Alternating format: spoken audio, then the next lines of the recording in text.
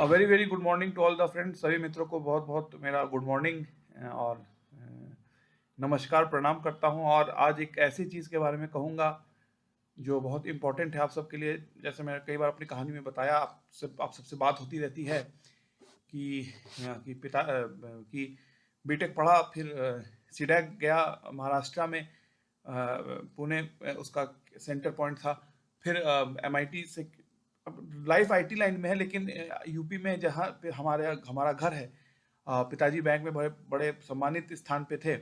तो गांव गांव में भी वहाँ पर जो है, तो बेटवा प्राइवेटवा में हो, अच्छा, ई गूगल ई विप्रो का है, ई गूगलवा का है, पुलिसवा में काहे नहीं गए, दूसरा क्वेश्चन फौज में काहे नहीं गए। चलिए तो मजाक हुआ, हटाते हैं।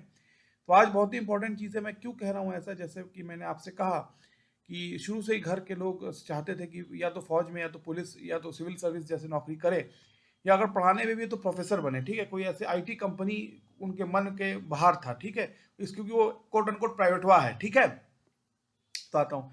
तो आज डिस्कशन है बहुत ही एक इम्पॉर्टेंट और बहुत ही क्रिटिकल इशू पे। वो है पंडित जवाहरलाल नेहरू जी का जन्मदिन है, और आशा करता हूँ कि आप समझेंगे। तो कह देता हूँ थोड़ी सी चीज़। अच्छा, हमको भी लगता है पंडित नेहरू जी का एक long years ago we made a tryst with destiny, and now the time comes that we shall redeem our pledge, if not wholly then very substantially. At the stroke of the midnight hour, when the world sleeps, India will wake to life and freedom. The moment comes, but comes rarely in the history, when we wake up from the old to the new, when an age ends and when a nation long suppressed find an utterance. इसको कहते हैं tourist with destiny. ये पंडित नेहरू जी का पहला lecture था। लेकिन चलिए, आज इसमें तो मैंने हंसी मजाक हुई, अब पॉइंट पे आते हैं। या अभी ये बात क्या है, वो तो घर वाले की बात ही का करत हो, कोनो प्राइवेटवा में हो का, विप्रो का है, गूगल का है, ये सब बात है। क्योंकि पिताजी एक्चुअली गांव में उनकी पोस्टिंग थी, कहा त्रिपाठी जी के यहाँ ले चलो मुझे। तो मैं बैठा के उनको बाहर घूम रहा था, तो मुझे एक चाची जी थी जो बचपन से मुझे जानती थी। तो ऐसे ही कहती है, बेटवा का करत हो, भैया बताओ तो बेंगलोर का, तुम अब बेंगलोर के हो चुके हो, या ऐसा बोला उन्होंने। तो जब मैंने कहा कि मतलब अगर उनसे कहा जाए कि मैं आईटी सेक्टर या प्राइवेट सेक्टर में हूँ, तो वही है कि बेटवा फिर फौज में या पुलिस में या आईएएस में काहे नहीं गए, इनकम टैक्सवा में जा सकते रहे। ठीक है, तो ये चलिए हटते हैं, चलिए आते हैं आज मेन पॉइंट पे। तो आज का इशू है, जो टॉपिक है आपका, वो है आज the logical and reasonable analysis of Pandit Nehru ji and his times. Right, ये है आज का मुद्दा या टॉपिक। अब देखो, मैं आपसे कहना क्या चाहता हूँ, मैं दो तीन चीज कह देता हूँ। आप जानते हैं भारत का 1947 में भारत का विभाजन हुआ, पार्टीशन हुआ, 1914 ब्रिटिशर्स ने इलेक्शन कराए, सब आप जानते हैं, कई बार बोल चुका हूं। जिन्ना साहब उधर के, महात्मा गांधी इधर के सबसे बड़े लीडर थे। नेताजी सुभाष चंद्र बोस 45 के बाद उनको देखा नहीं गया। पटेल जी को कांग्रेस में 12 में 14 में से 12 वोट मिले, लेकिन ब्रिटिश माउंट बैटन को अगर हम ब्रिटिश का वो मान लें मेन प्लेयर, और तो पंडित जवाहरलाल नेहरू और सरदार तीनों में ही क्वेश्चन बैठा गया। माउंट बैटन को गवर्नर जनरल बनाया गया, पंडित जी को प्रधानमंत्री, और सरदार जी को होम मिनिस्टर। होम मिनिस्टर के अंदर पूरी पावर रहती है देश की, आर्मी, वेपनरी, एटॉमिक वेपन, ये होम मिनिस्ट्री का सबसे बड़ा रोल है। ठीक है, फिर तो आता है डिफेंस मिनिस्ट्री भी है, एजुकेशन मिनिस्ट्री है, लॉ मिनिस्ट्री, ये सब जो नेहरू कैबिनेट है। अगर आप देखो, पहले प्रधानमंत्री जो थे माउंट बैटन गवर्नर जनरल थे, सरदार पटेल होम मिनिस्टर थे। अगर आप देखो, हाँ, और आपका क्या नाम है इनका, B R Ambedkar law minister थे, मौलाना जी आपके ये थे एजुकेशन मिनिस्टर थे, डॉक्टर मुखर्जी थे आपके इंडस्ट्रियल मिनिस्टर थे, और बलदेव सिंह डिफेंस मिनिस्टर थे। ये पूरा नेहरू जी का कैबिनेट था जो पहली बार 1947 में बना। यह तो अब आते तो देखो, मैं आपसे बताता हूँ।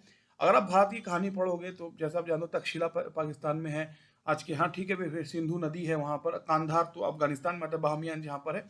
तो ये तो, लेकिन जब पार्टीशन हुआ इंडिया का, तो आप जानते हैं जैसे कश्मीर में पाकिस्तान आज भी कह रहे हैं विल ऑफ द पीपल, जो मुस्लिम मेजोरिटी है, तो पाकिस्तान कहता हूँ मेरा होना चाहिए। ठीक है, तो जो 46 में अंग्रेजों ने इलेक्शन कराया, तो आज के पेशावर जहाँ भी बादशाह खान जीते थे, और लाहौर को छोड़ के अगर देखा जाए पूरे इंडिया में, अगर जो सेपरेट मुस्लिम इलेक्टोरेट है, उसमें मुस्लिम सीट को 80-90% से ज़्यादा वोट थे उनके, या उससे भी 94% के आसपास है। तो उससे क्लियर हो गया कि विल ऑफ द पीपल कहता है कि पाकिस्तान बनेगा। ब्रिटिशर्स को दिया गया, रेडक्लिफ को लंदन से लॉयर को बुलाया गया, ये कहने के, ये भारत पाकिस्तान बनाने के लिए। तो आधार क्या होगा, क्योंकि जैसे जैसे आपको हमने हैदराबाद, जूनागढ़, ये क्या नाम है इसका, रामपुर, और ये सब सारे मुस्लिम प्रिंसली स्टेट तो इंडिया में थे, तो इनमें 80-80% हिंदू पॉपुलेशन मिनिमम थी।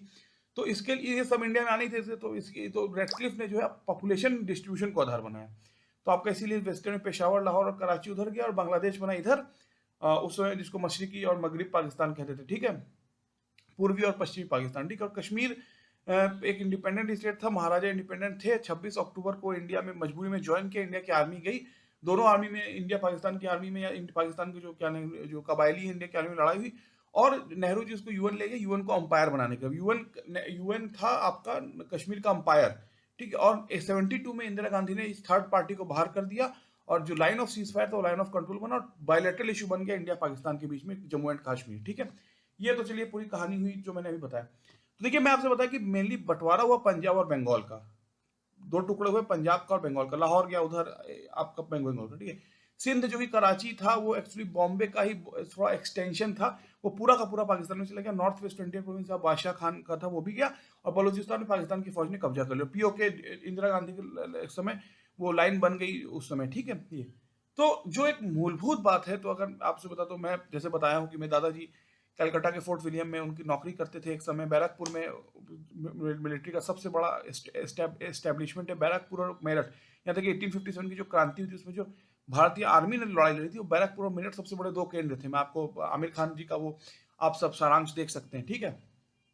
तो जो है, तो इसीलिए उस समय 47 में ये माना गया शायद कि गांधी और नेहरू जी की बेबसपना या उनका उनका उनका उनका वीकनेस, और जिन्ना साहब की एग्रेसिव माइंडसेट, या क्या नाम है उसका, लियाकत अली का जो है सोच, या उसका नाम क्या है, और कौन थे, चौधरी अहमद अली का जो एक एग्रेशन था, उसके वजह से पाकिस्तान बना। मतलब नेहरू गांधी जी की वीकनेस और मुस्लिम लीग का स्ट्रेंथ, इसके कारण पाकिस्तान बना। क्योंकि और इसी के कारण नाथुराम गोडसे ने उस तारीख को गांधी जी की हत्या कर दी 31 को, और 31 तारीख को, और 48 में गांधी जी का हत्या हो गया। तो देखो, मैं आपसे क्या कहना चाहता हूँ, तो मैं आपको बताता हूँ, अगर आप बंगाल जाए कहीं और पंजाब जाए, तो आज भी बंगाल में पूरा बंगाल घूमी है, तो बंगाल नहीं, झारखंड यूपी तक भी घूमी होगी। बंगाल बिहार अगल बगल ही है। तो इतने बड़ी ह्यूज संख्या के लोग, संख्या की पॉपुलेशन है, जो कि बांग्लादेश से आज की उस समय के वेस्ट ईस्ट पाकिस्तान से आए थे। पहली बार तो 47 में ट्रांसफर, और फिर 71 में, और पाकिस्तान ने बांग्लादेश की, तो सबसे पहला टारगेट हिंदुओं का वहां किया गया पाकिस्तान की फौज ने, क्योंकि उन्होंने लगा ये बांग्ला जो भाषा है, ये बंगाली हिंदू की भाषा है, और मुसलमानों की भाषा उर्दू है। ये इसीलिए पाकिस्तान की फौज में किया। दो बार बहुत अभी अब है, लेकिन बहुत मतलब बहुत बड़ी संख्या थी। यहाँ तक कि आपको ज्योति बासु जो चीफ मिनिस्टर थे, फिर आपका कौन, बुद्धदेव भट्टाचार्य थे, कई जन थे, वो चीफ मिनिस्टर बड़े वेस्ट बंगाल के, इतने बड़े, ज्योति बासु 31 ईयर्स थे। तो ये सारे लोग जो आपके ईस्ट पाकिस्तान से आए थे, ये जो है आपके बंगाल में, ठीक है। ये जो है, ठीक है, जो आज का बांग्लादेश है, ठीक है। तो इसी के कारण जो एक बहुत बड़ी जो सोच है नेहरू जी का और गांधी जी के बारे में, कि इन दोनों के लाचारी के कारण है, इन दोनों के नेगेटिव होने का, या बेबस है, इन दोनों के हार जाने के कारण भारत का बंटवारा हुआ। जिन्ना के एग्रेशन और नेहरू जी की वीकनेस के वजह से। गांधी जी को मैं भी हटाता हूँ, क्योंकि 48 में उनका एसेसिनेशन हो गया। तो गांधी जी 48 के बाद नेहरू और पटेल जी का ही मेन रोल था, ठीक है। 45 को नेताजी दिखे नहीं, 48 का नेहरू और पटेल का ही मेन रोल था, ठीक है। मैं आपसे ये बताना चाहता हूँ प्रियेश के नाते, ठीक है, प्रियेश होने के नाते, ठीक है, या प्रियेश घोष के नाते, ठीक है। तो जो जो जो चीज मैंने अभी आपसे बताई, ठीक है, तो एक बहुत ही ज्यादा उनका नेगेटिफिकेशन हुआ नेहरू जी का, और ये कहा गया कि ये और जिन्ना जो है, फिर ये आरोप लगा, ये और गांधी जी का हत्या इस बात पे हुआ कि उन पर आरोप लगा कि वो जो है मुस्लिम अपीजमेंट पे लगे हुए हैं, कि भाई जब लाहौर से सब हिंदू चले आए। आपको मैं छोटा एग्जांपल देता हूँ, हाँ, वो मैं बताऊंगा अभी। तो क्यों, तो एक नेगेटिव पोर्ट्रेल हुआ नेहरू जी का, ठीक है, ये बात। अब उसमें कुछ मिस्टेक्स भी हैं। अगर आप देखें, जो इंडिया पाकिस्तान का पार्टीशन हुआ, सबसे बड़ा ह्यूमन राइट वायलेशन कह सकते हैं हुआ। और आपको छोटा एग्जाम्पल देता हूँ, जो वेस्ट पंजाब है, जहाँ लाहौर है, वहां पर 20% हिंदू थे, आज वहां कोई हिंदू नहीं बचा, दो चार बच्चे होंगे। और ईस्ट पंजाब से, जहाँ चूंकि अमृतसर से लेकर दिल्ली तक आप कह लीजिए, हरियाणा तो पहले की था, वहां भी पूरी तरह से मुस्लिम पॉपुलेशन खाली हो गई। एक तरह से अगर आप देखें, सिर्फ और सिर्फ जो है दो डिस्ट्रिक्ट है, दिल्ली तो यूनियन टेरिटरी है, और जो एक मेवात करके डिस्ट्रिक्ट है, वहाँ कुछ मुस्लिम मेजोरिटी में रहते हैं। वरना पूरे पंजाब में करीब करीब जो पार्टीशन हुआ था, एक्चुअली जो ट्रांसफर ऑफ पॉपुलेशन हुआ, तो करीब पंजाब में हुआ था। वेस्ट पाकिस्तान में कोई हिंदू और नहीं बचा, ईस्ट पाकिस्तान में बहुत ही कम मुसलमान बचे थे, ईस्ट और वेस्ट पाकिस्तान, ठीक है। मैं आपको ये चीज समझाता हूँ, वो जो रेडक्लिफ लाइन है, वो आपने फिल्म मिल्खा सिंह फिल्म में भी देखी होगी, अगर आपने देखा होगा, ठीक है। तो जो मैं कहना चाहता हूँ, ठीक है, तो अब देखो, जब मैं आप अब देखो, ये अब मैं या थोड़ा ये लेक्चर थोड़ा सा बड़ा हो सकता है नेहरू जी के बारे में जो मैं कह रहा हूँ, क्योंकि बहुत ही इंपॉर्टेंट नेहरू जी की बात मैं इसलिए कर रहा हूँ, क्योंकि इंडिया को अगर समझना है, क्योंकि 47 के बाद, तो उसके लिए नेहरू को स्टडी करना बहुत इसलिए इंपॉर्टेंट है। और मैंने आपसे कहा कि मेरे परिवार की आप बात कर लीजिए, मेरे घर में बहुत लोग, मेजोरिटी ऑफ पीपल, नेहरू और गांधी को भारत के पार्टीशन के लिए कि उनकी बेबसपन जो है उसका पार्टीशन के लिए वो रिस्पॉन्सिबल है, ये सोचते थे। और शायद ये है, तो बचपन में मैं उसी घर में पला बड़ा, तो मैं भी लगता था कि ये तो बहुत ही बेबस लोग थे और इन्होंने जिन्ना के सामने झुक गए, ये ठीक है। लेकिन मैं आपसे कहता हूँ, अब ठीक है, तो जो मैं आपसे कह रहा हूँ, ठीक है, तो इसलिए नेहरू जी को जो है एक तरह से एक विलन की तरह पार्टीशन ऑफ इंडिया के नेहरू और गांधी को विलन, गांधी जी की तो हत्या हो गई, ठीक है। लेकिन अब जब आते हैं अब आज पे, तो क्या सचमुच ही जैसे कहते हैं ना मजाक में है वो, आज के विलन वो है। तो देखो मैं आपसे कहता हूँ, किसी भी चीज को, किसी भी आदमी को जब एनालाइज करो आप, मैं आज जीवित हूँ, जिस दिन मैं जीवित नहीं रहूंगा, जिस दिन मैं दुनिया में मेरा भी नाम मैं प्रियेश आपके सामने नहीं रहूंगा, कभी ना कभी तो सबको कहते हैं ना, मैं ये जिंदगी का साथ निभाता चला गया, बर्बादियों का शोक नहीं, बर्बादियों का जश्न मनाता चला गया, मोहम्मद रफी साहब का गाना है, ठीक है। तो एक दिन तो सभी चले जाएंगे इस दुनिया से, तो उसके बाद आप उसको एनालाइज करेंगे उस आदमी को। आप मेरे भी हम भी मरने के बाद जब आप सब कहेंगे कि प्रियेश कैसा था, बुरा था, अच्छा था, ये गलती थी, अच्छी, तो होना चाहिए, हर इंसान का होना चाहिए, मैं ऐसा मानता हूँ, ठीक है। तो जो मैं कहना चाहता हूँ वो ये है कि देखिए, तो नेहरू जी को भी आप जब एनालाइज करेंगे तो उसको पूर्ण रूप से करना चाहिए। एक गुस्से में कि वो पार्टीशन के लिए जिम्मेदार थे और नेहरू गांधी को गोली मार दे, नेहरू गांधी पार्टीशन के लिए जिम्मेदार थे, ये कहना जो है, ये कहना पूर्ण रूप से ठीक नहीं है। मैं क्यों कहता हूँ, सुनिए। अब जब 19 तो देखो मैं आपको बताता हूँ, जब ये भारत आज़ाद हुआ 47 में, रेडक्लिफ लाइन बनी और माउंटबेटन ने पार्टीशन को एक्सेप्ट कर लिया, तो कांग्रेस की जो लीडरशिप थी, पूरी लीडरशिप, जो मैंने आपको कैबिनेट बताया, नेहरू जी कैबिनेट, आज मोदी जी का कैबिनेट है, राजनाथ जी डिफेंस मिनिस्टर थे एक समय, वो अमित शाह होम मिनिस्टर थे, पूरा ऐसा होता है। मोदी जी की जो कैबिनेट है, जो कैबिनेट में मेन मंत्रालय जिसे हम कहते हैं, ठीक है। तो उसी प्रकार से नेहरू जी का भी अगर आप देख लो, तो नेहरू जी की भी जो है कैबिनेट थी, ठीक है। तो उस समय, मैं छोटा एग्जांपल, तो क्यों मैं कह रहा हूँ और तो उस समय जब 1947 में भारत आजाद हुआ तो एक कांग्रेस को एक सांस में सांस है कि पार्टीशन हो चुका है और यूएन के अंडर में कश्मीर आ चुका है, ठीक है। तो अब जो है, अब मुस्लिम लीग का जो रोल है वो खत्म हो जाएगा भारत में, ठीक है, क्योंकि भाई पाकिस्तान बन गया और मुस्लिम लीग और भुट्टो ने सब कहा कि वो तो कश्मीर 1000 साल लड़ाई लड़ेंगे हम। तो कश्मीर डिस्प्यूट है और इंडिया पाकिस्तान दो सेपरेट नेशन है इस बात पे, और इंडिया जिसमें कि 91% हिंदू या तो करके 9% सिर्फ मुसलमान थे जब 1947 में, सबको आप जानते हैं वोट के बेसिस पे ही होता है, और कांग्रेस एक पार्टी बन गई। तो ये एक फंडामेंटल था, लेकिन देखो ये बहुत बड़ा एक भूल थी, मैं मानता हूँ, लोगों के मन में। अभी तो कहते हैं ना, अभी तो क्वेश्चन आउट ऑफ सिलेबस आना था। पार्टीशन करके आपने मुस्लिम लीग को तो खत्म कर दिया, क्योंकि उसने पार्टीशन कर दिया और आपने उसने पाकिस्तान दे दिया आपने उसको, तो उसका क्लेम कर एक्सेप्ट जम्मू एंड कश्मीर, ठीक है, या कश्मीर की अगर समस्या को छोड़ दे। लेकिन मैं 49 मैन की बात करूं, लेकिन अभी तो अनसॉल्व पेपर आना शुरू हुआ। तो सबसे पहला मैं आपको बताता हूं क्यों। अब देखिए, अब देखो मैं आपसे कहता हूं, जैसे समझ लीजिए, आप आईआईटी की तैयारी कर रहे हैं, आईआईटी एग्जाम के, यूपीएससी की। अब आप जब तैयारी करें, आईआईटी एकदम टफेस्ट एग्जाम है इंडिया का, one of the most top class exam India का है। पहले तो उस जमाने नेताजी सुभाष जी के, नेहरू जी के जमाने में सब लोग लॉ पढ़ने, सब रईस रहित बच्चे खानदान के लॉ पढ़ने जाते, देवदास फिल्म में देखा होगा आपने। लेकिन फिर आईआईटीज का, नेहरू जी पे आ जाऊंगा, आईआईटीज का जब हुआ, तो आईआईटी से सिर्फ एक इंस्टीट्यूशन, आईआईटी से भारत की मानसिकता चेंज हुई है। जो टेक्नोक्रेट का हमारे पास एक शब्द है हमारे साथ में, आईआईटी इसमें बहुत बड़ा रोल प्ले करता है। लेकिन चलिए वो मैं बाद में बात कर। समझ, आईआईटी और यूपीएससी का आप एग्जाम दे रहे हैं, ठीक है। आपके पिताजी ने कहा कि बेटा तुम पास कर लो, आपने नौकरी छोड़ी, छोटी आपने कोई नौकरी, प्राइवेट नौकरी या आईटी सेक्टर की नौकरी छोड़ी और यूपीएससी में लग गए। जब लगते हैं तो हर भाई कोचिंग में समझ लीजिए 60,000 रुपए कोचिंग है यूपीएससी का, फॉर एग्जाम्पल। तो आपको पापा ने जब कहा, तो पापा ने ये भी कहा मैं बेटा तुम्हें फंड करूंगा, मैं पैसा तुम्हें दूंगा। तो जो है, जब आप कोचिंग में फीस देने जा रहे हैं, तो वो तो समय नहीं कि आप कह सकते देखिए मैं सोच रहा हूँ, वो कहेगा कि भाई आप फीस दो, उसके बाद आपको मैं आने दूंगा क्लास में। प्रियेश होने के नाते मैं कह रहा हूँ ये है, ये ठीक है। तो पिताजी आपको जो है, तो ये है, ठीक है। तो और समझ लीजिए आपको मैं समझाता हूँ, समझ लीजिए आपका बहुत बुरा एक्सीडेंट हो गया, आप रास्ते में गिर के सर फट गया, खून निकलने लगा, आपको ब्लड चाहिए, खून चाहिए।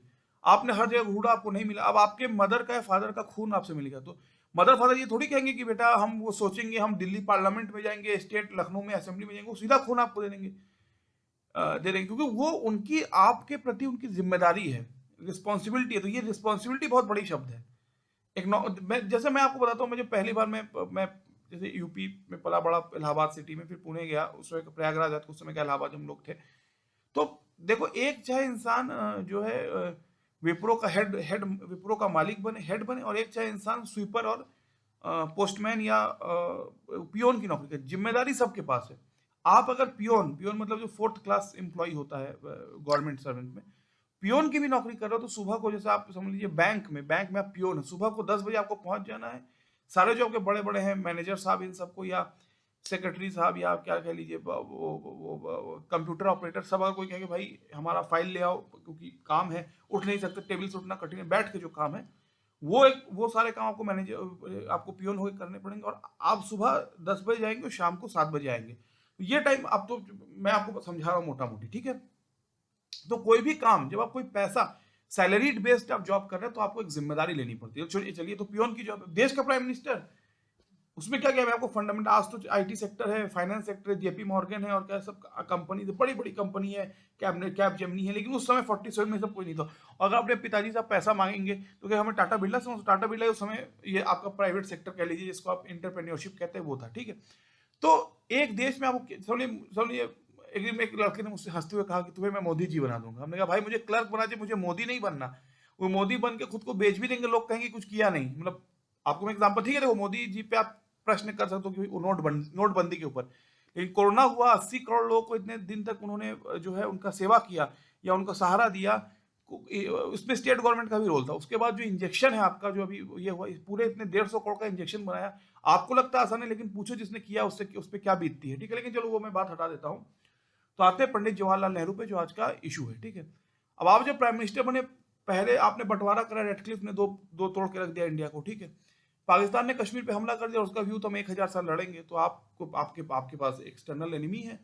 इंडिया में इतनी नफरत थी कि जो हमारे महान, हम मेरे गुरु या मेरे मेरे मेरे आइडियल या ग्रेट दिलीप कुमार साहब, मधुबाला जी, इन सब को नाम चेंज करके रखना पड़ता था। ऐसी भारत में 50s के समय ऐसा ज्यादा नफरत का माहौल था इंडिया में, ठीक है। मैं आपसे कहना चाहती हूँ, ऑन रिकॉर्ड है, आप सब देख सकते हैं, ये इस कारण, ठीक है। ये है इंटरनली इतनी प्रॉब्लम है, एक्सटर्नली पाकिस्तान ने हमला कर दिया, कश्मीर डिस्प्यूट हो गया, कहीं उसने माना ही नहीं। एक्चुअली शिमला एग्रीमेंट के पहले पाकिस्तान ने कभी लाइन ऑफ कंट्रोल को माने, उसने कहा कश्मीर पूरा का पूरा मेरा है, जैसे हैदराबाद पूरा का पूरा आपका है। ये उसने कहा। भुट्टो स्पेशली बहुत बड़े उसमें वो थे, उसने बहुत हार्ड वाई उठाया कि 1000 साल हम इसके लिए कहेंगे, इसके लिए हम बोलते रहेंगे, ठीक है। ये हो गया, ठीक है। ये तो शिमला एग्रीमेंट में कहानी बदली, और फिर अटल जी ने लाहौर डिक्लेरेशन किया, ठीक है। तो मैं कह रहा हूँ, तो मेरा कहने का मतलब एक्सटर्नल पाकिस्तान थ्रेट। अब मैं छोटा एग्जांपल आपको, नहीं देखो, अगर आप देखो अगर मैं आपको छोटे छोटे स्टेप से बताता हूँ, ठीक है। अब अगर आप देखो, मैं आपको छोटा एग्जांपल देता हूँ। जब महात्मा गांधी 45 में गए लंदन, कहते कि वी वांट इंडिपेंडेंस, तो अंग्रेजों ने कहा what is India, it is not a nation, it is like equator, you have a Tamil Nadu तब नहीं था, Tamil language, you have a Manipuri language, you have a Maharashtrian accent, you have a UP, you, so they are not a single nation. फिर जब ये नहीं हुआ तो उसने कहा you have Brahmin, you have Dalit, you have Thakur, they are also not a single nation, you have a Hindu and Muslim, they have a 600-800 year of fight, then फिर तो ये किया। तो फिर उन्होंने सिख सेपरेटिज्म को, अगर आप देखें, मतलब सिखनेस जिसे हम कहते हैं, उसके ऊपर अंग्रेजों का एक पूरा वो माइंड, तो डिवाइड एंड रूल की पॉलिटिक्स थी, ये थी। तो अंग्रेजों ने कहा कि भारत का भी एक मुल्क बन ही नहीं सकता, आजाद भी हम कर देते। अंग्रेजों ने पाकिस्तान का डिफाइन किया, रेडक्लिफ लाइन आप जानते हैं।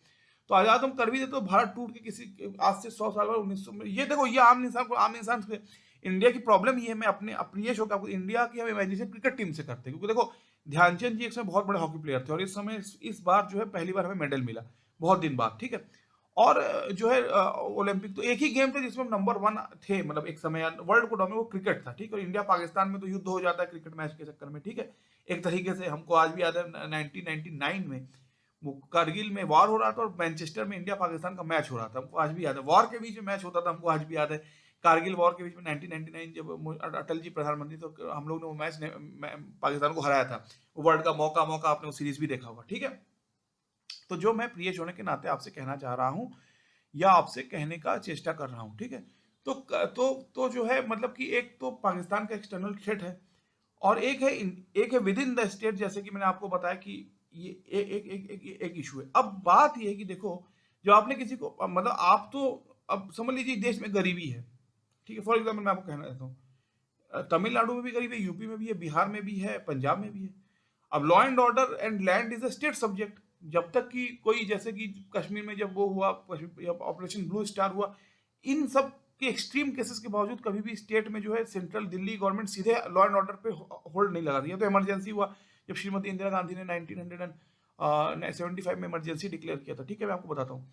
तो इसी कारण जो सीधे तौर पर जो है इमरजेंसी लगा नहीं सकती गवर्नमेंट, ठीक है, स्टेट में। स्टेट की जो इलेक्टेड गवर्नमेंट है वहीं स्टेट का जो है पावर डिवाइडेड है। Law and order land state subject है, फिर फॉरेन अफेयर्स बीएसएफ, ये सारे दिल्ली के सब्जेक्ट है, ठीक है। मैं आपको बताता हूँ डिस्ट्रीब्यूशन ऑफ पावर की मैं बात कर रहा हूँ, ठीक है। ये एक फंडामेंटल इशू है। तो जो अब इंडिया के साथ प्रॉब्लम क्या मैं जो कह रहा था, मैं थोड़ा भूल गया उसमें, कि इंडिया में हम बच्चे जब थे स्कूल में पढ़ते थे क्लास 7 में, तो इंडिया की इमेजिनेशन हम इंडियन क्रिकेट टीम से करते थे। कुंबले ने वो 10 विकेट लिया था, गांगुली ने वो क्या नाम है वो 183 रन शायद बनाया था वर्ल्ड कप में, हमको याद है, सौरव 1999 की बात है। फिर जो है वो हम 4-1 से टोरंटो में हमने जीता था पाकिस्तान और इंडिया में, क्योंकि वॉर टाइप का मैच होता था, आपको मैं बताना चाहता हूँ। फिर जो है आपको वर्ल्ड कप में जीता था 1999-2003 में। और फिर क्रिकेट टीम में कौन कौन थे? युवराज सिंह और हरभजन सिंह पंजाब से थे, सौरव गांगुली धोनी रांची और फिर बंगाल से थे। फिर आपका जो है इनका नाम क्या था, सचिन तेंदुलकर, और महाराष्ट्र से तो गावस्कर जी के समय से सब साउथ से इरापल्ली प्रसन्ना उस समय थे, मुझे पता नहीं था, बेंगलोर तब नाम सुने थे, जवागल सिन्हा, तो अनिल कुंबले जी और जी आज के बेंगलोर से थे। साउथ इंडिया से जो है मतलब ये कहता तमिलनाडु से बहुत महान महान खिलाड़ी हुए, रविचंद्रन अश्विन आज का है, मैं एग्जांपल दे रहा हूँ उस समय। और रवि ये जडेजा जडेजा साहब थे उस समय। तो इंडियन क्रिकेट टीम को देख के ऐसा लगता था कि एक कंप्लीट इंडिया का रिप्रेजेंटेशन करता है, नॉर्थ से साउथ तक, ईस्ट से वेस्ट तक, ठीक है। गांगुली कलकत्ता से थे, आपके जो है ये, और आपका नाम क्या है, ये जडेजा जो थे वो जामनगर से थे। ये रविंद्र जडेजा जो है वो जामनगर से, मैं एग्जांपल दे रहा हूँ सरनेम देख के, जैसे भारतवर्ष में होता है। तो इसीलिए इंडियन क्रिकेट टीम को देख के हम इंडिया का इमेजिनेशन करते हैं, शायद ऐसा इंडिया होगा, सब प्लेयर जैसे गले मिलते हैं, भाई भाई है। मैं आपको बताता हूँ कि एक बहुत ही बड़ा मिस्टेक है हम लोगों में कि इंडियन क्रिकेट टीम को देख के हम इंडिया देश का इमेजिनेशन कर ले, सब शायद सब बहुत प्यारा है, सब चंगा सी, सब मोहब्बत है, ये है ये। लेकिन ये एक बहुत ही गलत इमेजिनेशन है। इंडिया में एक्सटर्नल थ्रेट तो पाकिस्तान हम मान लेते हैं, चलिए शिमला एग्रीमेंट का एटॉमिक वेपन भी हमने कर लिया। लेकिन इंटरनली अब मैं आपको एक चीज शुरू करता हूँ, क्या फंडामेंटली आज मैं अगर कहता हूँ कि दोस्त, जैसे अब मैं आपको बताता हूँ, दिल्ली में भारत का प्रधानमंत्री रहता है, ठीक है। अब लाहौर उससे 400 किलोमीटर दूर है, और जो आपका ये जहाँ पर ये जो आपका चाइना से जहाँ लड़ाई होती है आपकी, ये जो लद्दाख है, वो भी करीब 300-400 किलोमीटर दूर।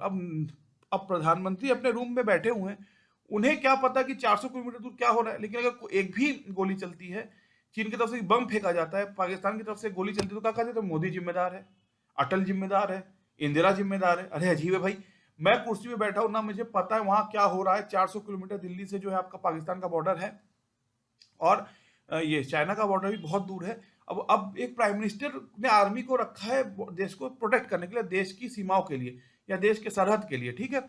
उन्हें क्या पता कि वहां क्या हो रहा है, ठीक है। लेकिन एक भी अगर आर्मी में मोदी क्या कर रहे हैं, इंदिरा जी क्या कर रही है, राजीव साहब क्या कर रहे हैं, तो ये तो अब आज तो चलिए बहुत हुआ। अब उस 47 में आपने एक आदमी को कुर्सी में बैठा दिया, सरदार पटेल का निधन हो गया 1950 में, आपने एक आदमी को कुर्सी में बैठाया, जबकि वर्ल्ड की सबसे बड़ी जो रक्त रंजित इतिहास है, पार्टीशन ऑफ इंडिया हुआ, जिसमें कम से कम 30 लाख लोग शायद पंजाब या ऑल ओवर में उनका मृत्यु हुआ, जितना मेरी नॉलेज कहती है, और 1.75 करोड़ लोगों ने अपना अपना घर छोड़ा, ठीक है। ये इतनी बड़ी त्रासदी इंडिया में जो था, मतलब मैं आपको छोटा एग्जांपल देता हूँ। गांधी जी और मौलाना आजाद जो दिल्ली में चल रहे थे, शायद ये मैंने पढ़ा है पार्टीशन के बाद, तो गांधी जी ने बहुत दुखी होकर लेकिन मौलाना आजाद की रिस्पेक्ट पूरे इंडिया में थी, लेकिन पार्टीशन के बाद मौलाना आजाद को भी बच बच के जाना पड़ रहा था लोगों से, क्योंकि आप समझ सकते हैं मैं क्या कह रहा हूँ। तो ये थी, अब एक देश में आपको 47 प्रधानमंत्री बनाया है, जिसमें कि इस तरह का कम्युनल हैट्रेड है, ठीक है। ये तो चलिए पहला बाउंसर है, अभी गूगली और इनसिंग आउटसिंग आने वाला है।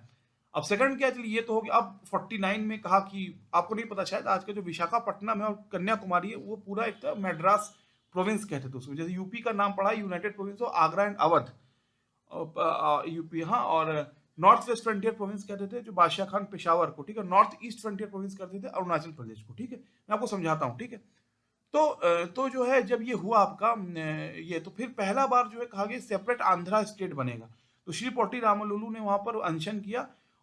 पटेल और नेहरू जी का था कि जो इंडिया है सो है, अब इसको डिवाइडेशन की, अब रीस्ट्रक्चराइजेशन की जरूरत नहीं है, क्योंकि हिंदू मुसलमान के नाम पे पार्टीशन हो चुका है, और भारत को तोड़ा नहीं जा सकता, जो है सो है, हमको एक साथ रहना है।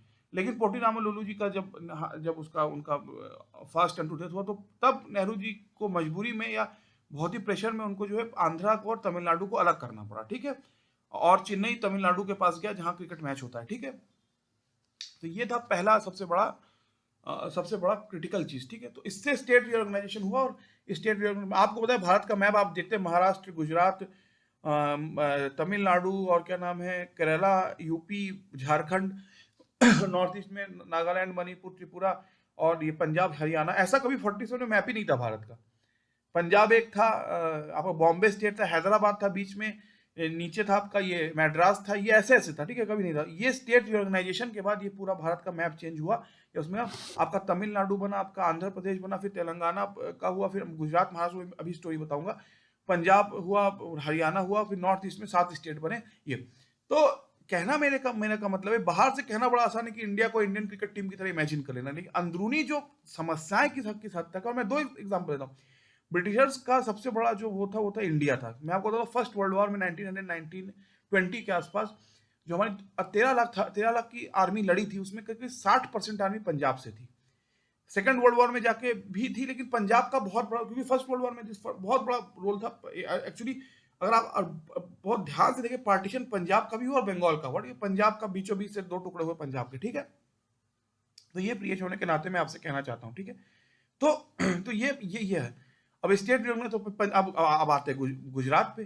तो तब उस समय जो है बॉम्बे था, उसका उस स्टेट का नाम था, उसमें आपका मुंबई सिटी, पुणे, आपका सूरत, ये सब कुछ आने का वो था, ठीक है। तो अब क्या हुआ कि मुरारजी देसाई वहाँ के चीफ मिनिस्टर थे, उन्होंने कहा कि गुजराती स्पीकिंग एक स्टेट बनेगा कि एक मराठी स्पीकिंग बनेगा, जो गुजरात और महाराष्ट्र का, ठीक है। तो बॉम्बे क्या होगा, बॉम्बे एक मल्टी कल्चरल सिटी था, ठीक है।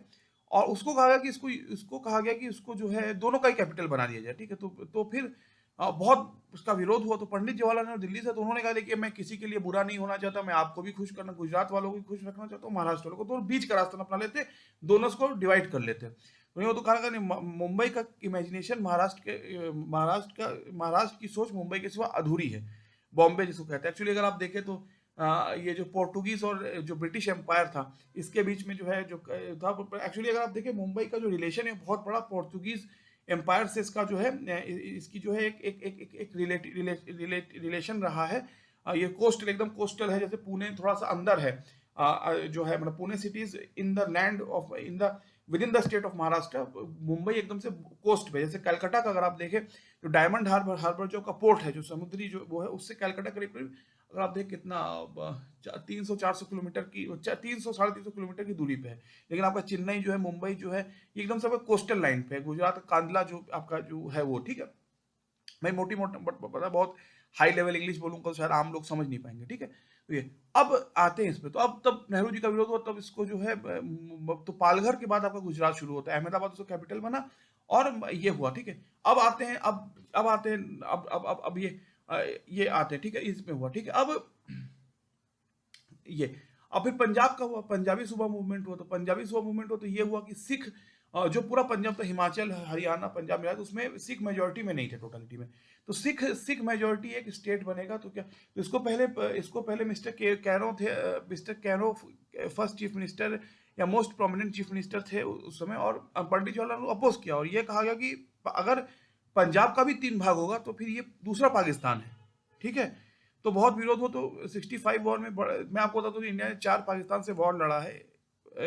65 के सबसे बड़े हीरो हरबख्श सिंह थे, जो कि वेस्टर्न कमांड के थे।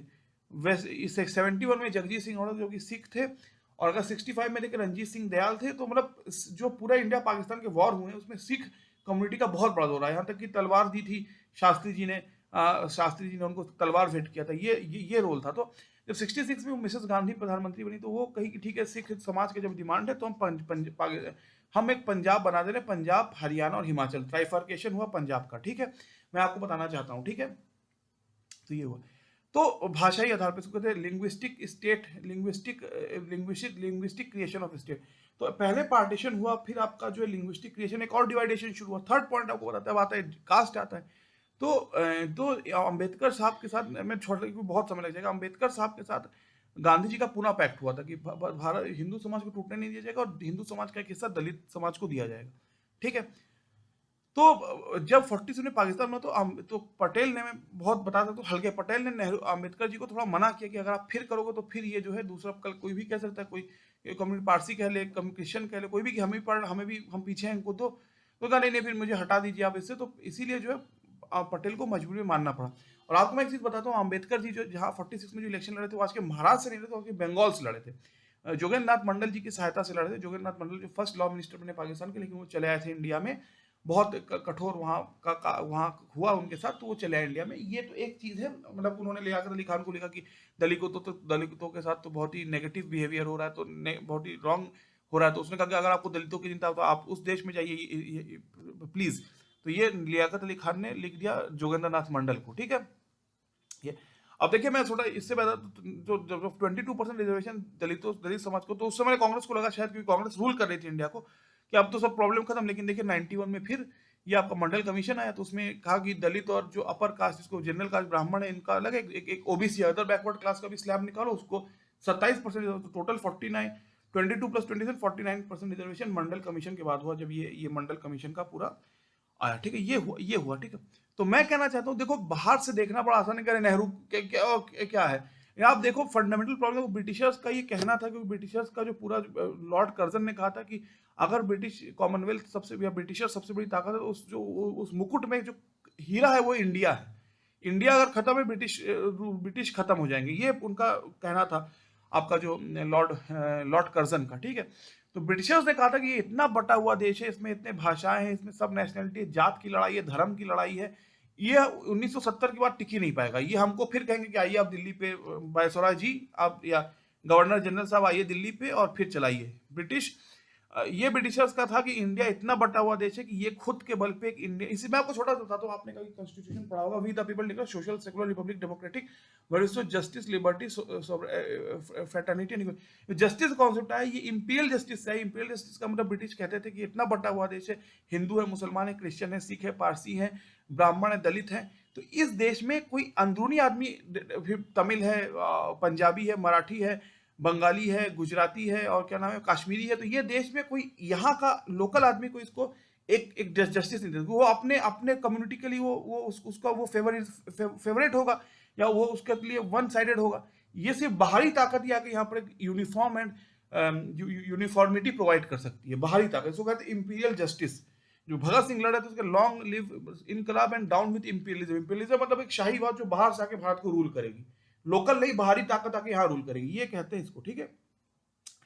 तो पीएच होने के नाते मैंने आपको ये चीज समझाया और बताया, ठीक है। अब मैं आता हूँ दूसरे प्रश्न, दूसरे उसमें। तो देखिए, मैंने जैसा आपसे कहा कि श्रीलंका को अभी देखिए वहां कब्जा हो गया, उसमें बुद्धिस्ट कंट्री है मेजोरिटी, क्या हुआ देखिए श्रीलंका। अफगानिस्तान में तालिबान ने टेक ओवर कर दिया, पाकिस्तान में भी लूटने वाला है क्योंकि एटॉमिक बम है, तो अमेरिका डरता है कि अगर इसका भी ऐसे श्रीलंका और अफगानिस्तान जैसे होगा, एटॉमिक बम अगर आतंकवादियों के हाथ में आ जाए, तो इसलिए पाकिस्तान को जो है थोड़ा प्यार मोहब्बत दिखाता रहता है अमेरिका, ठीक है। मैं एग्जाम्पल देता हूँ, ठीक है। लेकिन फिर इस हालत में इंडिया इतना बड़ा, मतलब एक कहते हैं ना कि मतलब कहते हैं ना कि एक तरह से कहीं राजा कहीं रंक, रंक मतलब एकदम से भिखारियों कहते हैं, राजा मतलब। तो ये एक हालत है। आपको बताता हूँ, शिमला में जो वो था, ब्रिटिशों का वो लिखते थे dog and Indian not allowed. German पहले कहते थे इंडिया तो सांप घुमाने वालों का देश है, और मतलब हम लोग को थर्ड वर्ल्ड कहते थे। फर्स्ट वर्ल्ड है आपका यूरोप अमेरिका, जो कि सबसे यूरोप जो कि सबसे सबसे ज्यादा गोरे हैं, और वो जो है पढ़े लिखे हैं, और ये है, हम लोग थर्ड वर्ल्ड, हम लोग जानवर के बराबर है उनके नजर में, ठीक है, ब्रिटिशर्स की दृष्टिकोण में, ठीक है। तो फिर ये बताइए, तो फिर ऐसा कैसे हुआ कि जो उसको वो जानवर समझते थे, आज 25 जो बड़े बड़े कंपनी है, चाहे वो आपका जो है माइक्रोसॉफ्ट देखिए, आपका जो है आपका एडोब देखिए, आपका जो है सिटी बैंक देखिए, जहाँ जहाँ तक गूगल देखिए, सबके चीफ इंडियन है। नासा में 34% जो डॉक्टर इंडियन है। अमेरिका जो कि जिसको अमेरिका प्लस यूरोप अगर हम मान लेते हैं कि centre of the world's power है, अगर centre of the world's power है, ठीक है। पहले तो रशिया और अमेरिका में था, two two two two two two polar world था, फिर रशिया जब डिसइंटीग्रेट हुआ, अमेरिका सिंगल सुपर पावर बन गया, ठीक है। सब कुछ साइंटिफिक इनोवेशन, ताकत अमेरिका के पास, सब कुछ है यूरोप और अमेरिका के पास। तो उस यूरोप और अमेरिका में जाकर डंका गाड़ दिया हमने अपना, कि हमने गूगल और इसके चीफ हमने बना दिए, ठीक है। ऐसा क्यों है ये बहुत, तो इसका कारण है आईआईटी। अब मैं आपको समझाता हूँ क्यों। मैं छोटा एग्जांपल देता हूँ। एक बार नेहरू जी, मैं बता, मेरे ताऊ जी श्री विभूति कुमार घोष, वो इलाहाबाद यूनिवर्सिटी के फिजिक्स के हेड हैं। तो एक बार मैं गया था, तो एक बात हुई, तो उस समय जानते हैं, उस समय कोई मतलब उस समय कोई साइंटिफिक था, लेकिन उस समय इंजीनियरिंग का इतना क्रेज नहीं था, मतलब प्राइवेट इंजीनियरिंग कॉलेज नहीं था, तो बीएससी बहुत बड़ा लोगों के लिए क्रेज बनता था कि साइंस में, और जो आर्ट्स वाले थे क्योंकि आईएएस बहुत बड़ा। आज भी अगर आप देखें जो पुलिस सर्विस है, आईएएस है, इसके लिए प्रीरिक्विजिट जो है वो साइंस नहीं है। अब कोई साइंस से जाकर आईएएस बनता है अलग चीज है, लेकिन उसका साइंस का सीधा रिलेशन सिविल सर्विस से नहीं है। मैं प्रियेश होकर आपसे कहना चाहता हूँ, ठीक है। तो उस जमाने में क्या हुआ, जब उस वक्त की बात है 1940 हाँ हाँ, तो इलाहाबाद यूनिवर्सिटी में आए थे नेहरू जी, तो उसमें किसी ने कहा उनसे कि आप जो है we produce the maximum IAS. तो उसने कहा we I don't want so many IAS, I want technocrats. और तब जाके पहली बार आईआईटी खड़गपुर बना, फिर आईआईटी कानपुर बना, आईआईटी दिल्ली बना, आईआईटी आपका चेन्नई बना, ठीक है। बाद में गुवाहाटी बाद में बना है। तो आईआईटीज जो थे, मतलब आईआईटीज का मतलब क्या है मैं आपको समझाता हूँ। एक समय सभी को आईएएस बना था पुलिस। आज भी यूपी में आप जाइए, मैं आपको छोटा हंस के, आप हंसेंगे, वो भाषा बोल देता हूँ, बेटवा भैया जी बतावत है तुम बैंगलोर चले गए। कहा हाँ चाची कुछ ऐसा ही है। तो बेटवा वहां कौन प्राइवेटवा में नौकरी करत हो? तो हमने कहा समझ लीजिए, मैंने कहा विप्रो में, या समझ लीजिए गूगल। तो ये गूगलवा का है, ये विप्रो का चीज है। तो हमने कहा कि वो है चाची वहां पर, तो पुलिसवा में आ जाओ। अब पुलिसवा में नहीं तो फौज में जाओ, तभी तो इतने मोटे हो, फौज की गर्मी नहीं सहो, एसी में काम करत हो, पुलिसवा में काहे नहीं गए, इनकम टैक्स में काहे नहीं गए। तो आज भी जो, मतलब आप नोएडा को मत एग्जाम्पल लीजिए, आप यूपी गांव गांव में जाइए, तो ये एक फंडामेंटल चीज है। तो क्योंकि मैंने जैसे कहा पावर सेंट्रिक जॉब है पुलिस की, पुलिस के पास बहुत पावर है। जैसे आप, मैं इस जहां पर मैं अभी खड़ा हूं, यहाँ पर सुंदर पिचाई आ जाए और एक 35,000 कमाने वाला सब इंस्पेक्टर आ जाए, तो सब इंस्पेक्टर ज्यादा पावरफुल है सुंदर पिचाई से, क्योंकि ये इंडिया का डेमोक्रेटिक सिस्टम है, ठीक है। तो उस समय जो है, तो आज देखिए आईआईटी, अब ट्रिपल आईआईटी है, जो ट्रिपल आईआईटी मतलब Indian institute of information technology, जो कंप्यूटर साइंस और आईटी का जो स्पेशलाइजेशन है। पहले जमाने में आईटी इतना था नहीं, तो उस समय मैकेनिकल इलेक्ट्रिकल इंजीनियरिंग ज्यादा ज्यादा प्रॉपर डोमिनेंट है, जैसे आज का आईटी वर्ल्ड है आपका फॉर एग्जाम्पल, ठीक है। तो फिर ये प्रश्न उठता है कि आईआईटी का बनना सिर्फ यही नहीं कि आपको आईआईटी में रैंक पा के नौकरी करनी, ये तो ठीक है। आईआईटी के बनने से सामाजिक सोच में क्या परिवर्तन आया है, जो आज अगर आप यूएसए जाइए, मेरे तो कई दोस्त रहते हैं, तो इंडियंस को एक टेकी कहा जाता है, या टेकी जिसको हम कहते हैं ना, या तो आप आज अगर जर्मनी जाइए तो इनको टेक्नोक्रेट कहते हैं। जिस देश में खाने को, आपको नहीं पता शायद, जब शास्त्री जी प्रधानमंत्री थे तो अमेरिका से वो आता था माइलो करके, वो राइस आता था, चावल आता था। इंडिया के पास ग्रीन रेवोल्यूशन नहीं होता, हम लोग फूड सफिशिएंट नहीं थे, तो एक बार इंडिया के पास पैसा नहीं था, अमेरिका ने पानी में बहा दिया था सब। मतलब इस तरह से रियलिटी में हम लोग हमको थर्ड ग्रेड समझते थे उस समय। ये जो है, आप देखिए ऋषि सुनाक साहब को देखिए, गुजरावाला से थे, आज को प्रधानमंत्री हैं।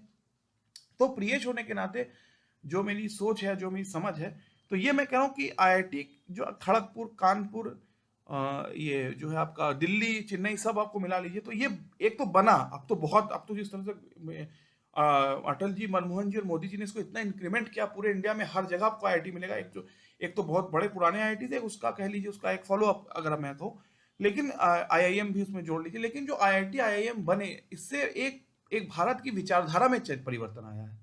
एक एक एक आईटी रेवोल्यूशन आया। आईटी रेवोल्यूशन के बाद में एक टेक्निकल रेवोल्यूशन आया। पूरी जो भारत की 47 से पहले, आप जानते होंगे, जो बड़े बड़े हमारे नेता थे, मैं एग्जांपल देता हूँ, आपका क्या नाम है, महात्मा गांधी, चलिए नेता, ये सुरेंद्र नाथ बनर्जी, पंडित जवाहरलाल नेहरू, ये सारे उस समय लॉयर थे, और कांग्रेस पार्टी थी लॉयरों की, वकीलों की, और ये सब लंदन जाते थे। और मैं आपको छोटा एग्जांपल, तो भारत बहुत कंजर्वेटिव था उस समय, तो अधिकतर जो कलकत्ता से जो जो थे, वो लोग जाके विदेश में शादी का, उसको अंग्रेजी मेम कहते थे, और उनके परिवार से उनको निकाल दिया जाता था, क्योंकि दूसरे धर्म में शादी करना उस जमाने में, और फिर जो उन लोग बीफ और ये सब शराब का सेवन करते। तो इंडिया बहुत, आज का इंडिया नहीं कि हम जींस टी शर्ट पहन के घूम रहे हैं। ये मैं आपको बताता हूँ, मैंने सुना है, मैं जानता नहीं हूँ, मेरे जो अंकल थे, दादाजी के दोस्त, वो धोती पहने कॉलेज जाते थे। मेरे दादाजी भी धोती पहने कॉलेज गए हैं। सर मैं आपको बताता हूँ, ये ऑन रिकॉर्ड है, ये मैं आपको बताना चाहता हूँ, ठीक है। तो जो आईआईटीज का क्रिएशन हुआ, जब, तो आईआईटीज के क्रिएशन से आज जो देखो, आईआईटी, अगर एक आईआईटी और प्राइवेट, जैसे मैं एक यूपी के प्राइवेट कॉलेज से पढ़ा, और आईआईटी में क्या फर्क है, कोर्स तो सेम है। जो आपका इंजीनियरिंग का जो पूरा जो सेटअप है, वो दोनों का सेम है, लेकिन आईआईटी में कल्चर का फर्क है, फंडामेंटल और इंफ्रास्ट्रक्चर का। आईआईटी जितने बड़े होते, जितने उनके प्रैक्टिकल का ये पूरा एक माइंडसेट का फर्क आता है। लेकिन आईआईटीज बनने के कारण भारत की विचारधारा में सोच आया है। मैं समझ लीजिए, मैं जब बीटेक पास करके निकला, माँ बाप की गाली से मैंने पढ़ा लिखा, लेकिन जब मैं आईटी फील्ड में जब मैं गया, एज अ टेक्नोक्रेट कह लीजिए, as a trainer, as a teacher, कुछ भी आप बोल लीजिए, तो जब मैंने कहीं ना कहीं आईआईटीएन से मिला, या तो आज इतना बड़ा आजकल ये नेट है, ये आपका जो यूट्यूब है, पूरा जो आईआईटीएन का मैंने स्पीच सुना, तो सुनते मैं भी इतना सीख गया कि जब मैं पास आउट हुआ था, जब मैं आज है, तो उसमें सीखने में बहुत बड़ा अंतर होगा। तो आईआईटी जैसे कहते हैं ना, ओलंपिक जो है वो एक बेंचमार्क है, बेंचमार्क है। तो हर कोई आईआईटी नहीं निकाल सकता, बिल्कुल नहीं निकाल सकता। हमने तो, मैं तो घर वालों के डर से मैंने पढ़ा, इंटर पढ़ा, फिर 1 साल आईआईटी की तैयारी की। मैं तो यूपी में, आप विश्वास नहीं करेंगे, मैंने प्राइवेट कॉलेज से पढ़ा, इसलिए मैं आपको कभी इंजीनियर नहीं कहता था, मैं बीटेक कहता था। मेरे जब मैं यहाँ आया तो मेरे एक फ्रेंड ने मेरा सीवी बनाया, तो उसने कहा यार क्यों नहीं लिखते इंजीनियर? तो उसने कहा इंजीनियर भाई तूने बीटेक पास किया तो इंजीनियर है, क्योंकि मैंने प्राइवेट कॉलेज से पढ़ा, मैं आईआईटी से नहीं पढ़ा, तो मैं बहुत शर्मिंदा था। मैं अपने आपको आपको आपको बताना चाहता हूँ। तो जो टेक्नोक्रेट की मैं आपको आपको परिभाषा बता रहा हूँ।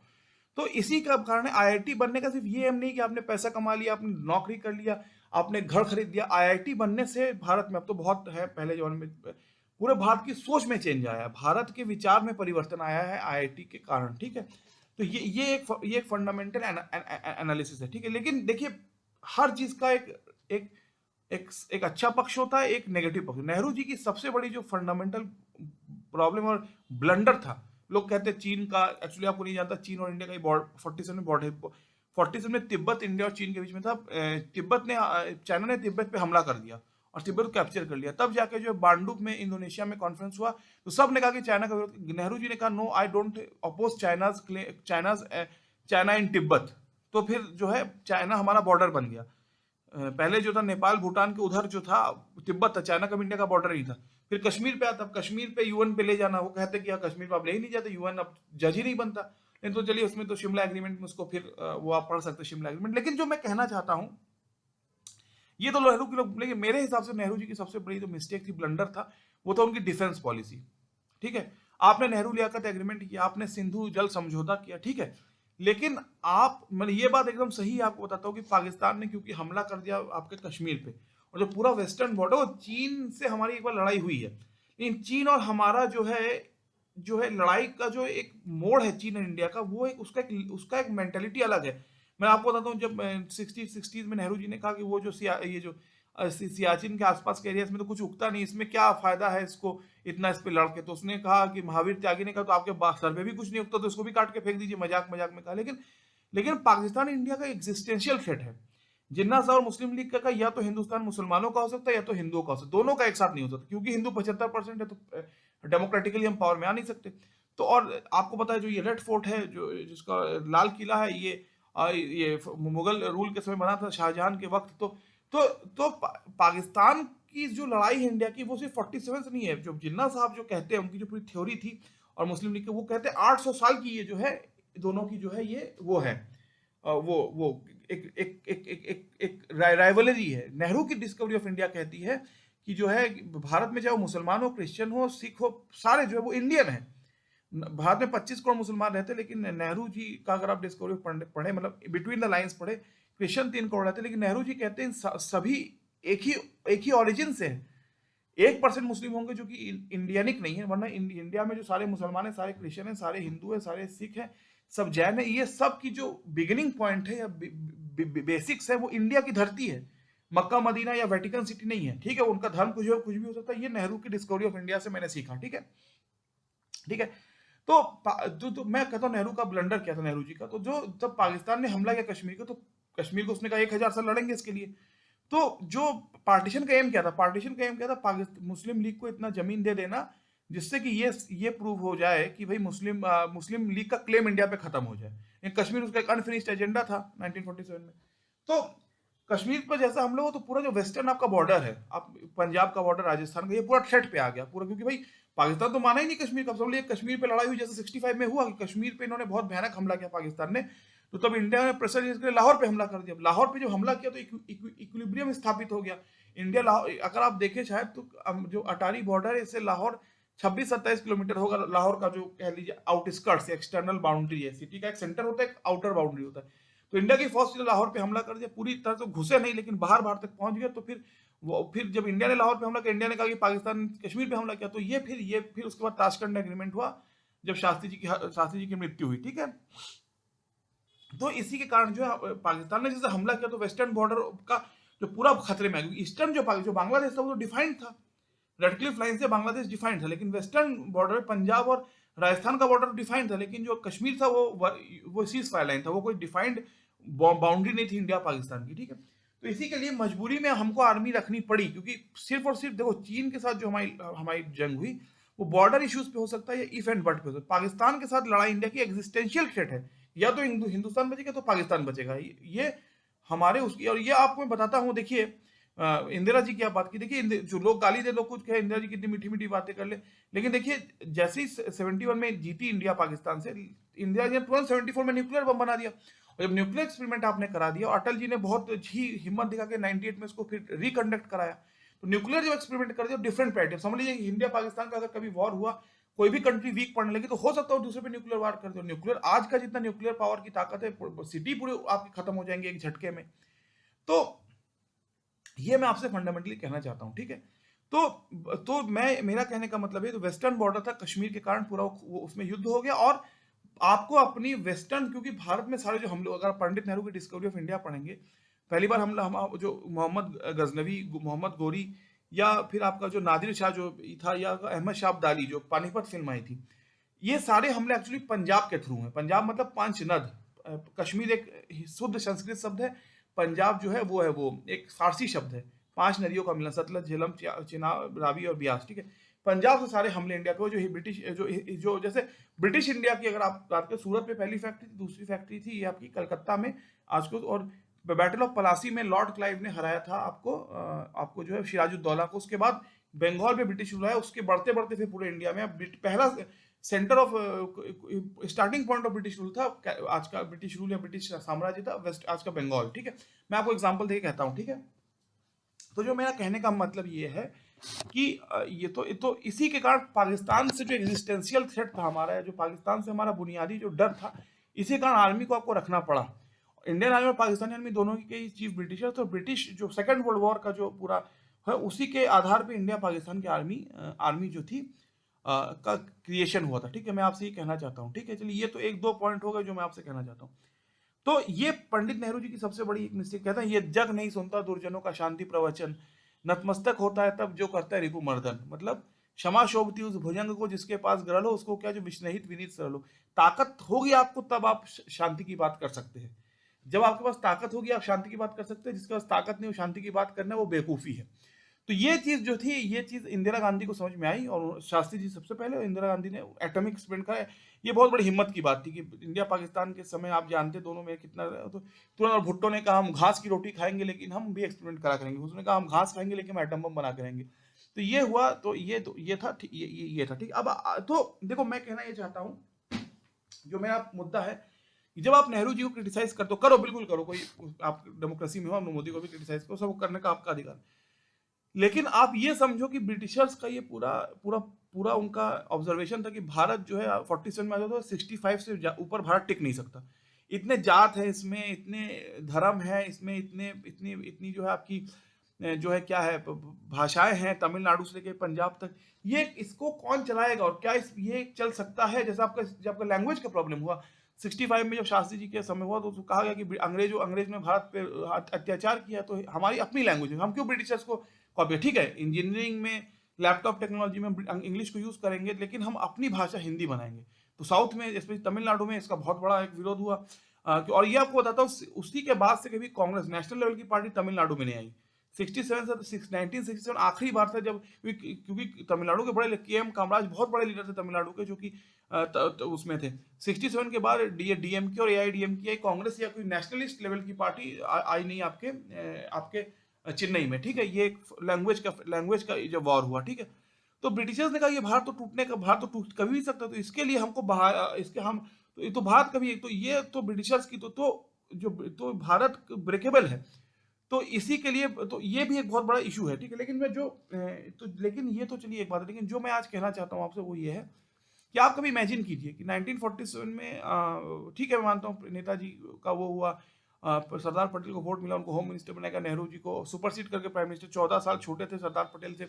और जब कश्मीर पे हमला हुआ तो एक्चुअली पार्टीशन की शर्त थी कि दोनों कभी आर्मी का यूज नहीं करेंगे। जैसे ही पाकिस्तान ने कबायली भेजे, तो फिर महाराजा है, तो पटेल, नेहरू कह रहे कि क्योंकि लॉ कहता है कि अभी आपको आर्मी का यूज नहीं करना। पटेल ने कहा जवाहरलाल तुम्हें कश्मीर चाहिए या नहीं, तो मानिक शाह को उसने कहा फिर तुम जाओ, और न मानिक शाह ने जाके फिर आर्मी पहुंची इंडिया की जम्मू, स्पेशली कश्मीर की जब आप बात करते हैं, ठीक है। तो ये, लेकिन आप समझिए कि पटेल जी का निधन, लेकिन आप समझिए 1947 में ऑपरेशन ब्लू स्टार और ये इंदिरा राजीव गांधी की हत्या, और ये सब मैं बाद में समझाऊंगा, लाल बहादुर शास्त्री की हत्या, ये सब बाद में समझाऊंगा। लेकिन मैं 47 पे भी आता हूँ, जब Nehru ji at the stroke of midnight hour पे। अब आप समझिए कि एक देश का आदमी, इतनी बड़ा देश जिसमें इतना 30 लाख लोग मरे शायद, हाँ बिल्कुल, और 1 करोड़ 75 लाख लोग का घर घर उसका उसका उजड़ गया। इतनी हेट्रेड की बॉलीवुड के फिल्म इंडस्ट्री को नाम चेंज करना पड़ा था। जैसे ही 48 में फिर आंध्रा सेपरेट आंध्रा स्टेट की मांग हुई, फिर गुजरात महाराष्ट्र हुआ, फिर पंजाब हुआ, फिर नॉर्थ ईस्ट हुआ। ये तो एक प्रॉब्लम है। दूसरा प्रॉब्लम क्या है? जाट का प्रॉब्लम, कि भाई कि रिजर्वेशन हुआ, फिर मंडल कमीशन आया। फिर तीसरा प्रॉब्लम पाकिस्तान के साथ, तो वो तो चलिए लगा ही हुआ, उसमें कोई इफ एंड बट नहीं। चौथा प्रॉब्लम चाइना का, कि जैसे ही चाइना ने तिब्बत पे वो किया, उस चाइना इंडिया का बॉर्डर हो गया, उसने कहा गया कि हम तो मानते नहीं है जो मैकमोहन लाइन है जो अरुणाचल के और उसके बीच में है, तो उसने कहा हम तो इसको मानते ही नहीं मैकमोहन लाइन को। चाइना ने मतलब ये this was imposed by the colonial power, ये चाइना ने कहा। तो आप बताइए कि देखो, मैं एक ऑफिस का, एक समझ लो वाटर डिपार्टमेंट में क्लर्क हूँ मैं। मुझे नौकरी 6 से लेकर रात को, सॉरी, जो डे टाइम में मेरा जॉब है, ठीक है, यूपी के स्टेट का वाटर डिपार्टमेंट का हूँ। मेरी एक डिफाइंड सैलरी है, ठीक है, तो मुझे अपने जॉब में कठिनाई लग रही है। लेकिन एक आदमी को आपने दिल्ली में बैठाया हुआ है, पाकिस्तान को चाइना का बॉर्डर 400 किलोमीटर दूर है, एक आदमी भी गोली भी चले तो कहोगे प्राइम मिनिस्टर जिम्मेदार है, ठीक है। ये तो एक्सटर्नल थ्रेट है, चाइना और पाकिस्तान, ठीक है। इंटरनली पे आओ आप, आपका जो है language problem, from Tamil Nadu to Kashmir. आपका फिर सेकंड हुआ आपका जात की जो है रिजर्वेशन का इशू हुआ, ठीक है। थर्ड हुआ आपका थर्ड हुआ आपका जो है वो ये हुआ दो, दूसरा ये दो दो दो दो थर्ड हुआ आपका जो है ये एक पहला हमने क्या बताया आपको, लैंग्वेज प्रॉब्लम बताया, फिर एक कास्ट प्रॉब्लम बताया आपको, फिर हुआ आपका फिर हुआ आपका अब, फिर हुआ आपका